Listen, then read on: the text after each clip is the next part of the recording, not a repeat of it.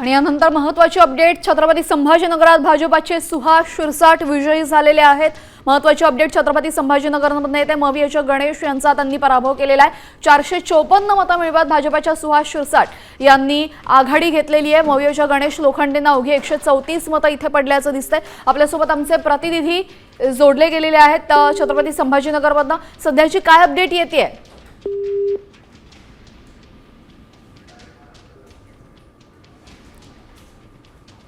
तर आमचे प्रतिनिधी माधव सावरकर यांच्याशी आपण प्रयत्न करूयात पुन्हा संपर्क करण्याचा। तोपर्यंत सुहास शिरसाट विजयी झालेले आहेत। गणेश लोखंडे यांचा पराभव झालेला आहे छत्रपती संभाजीनगरात।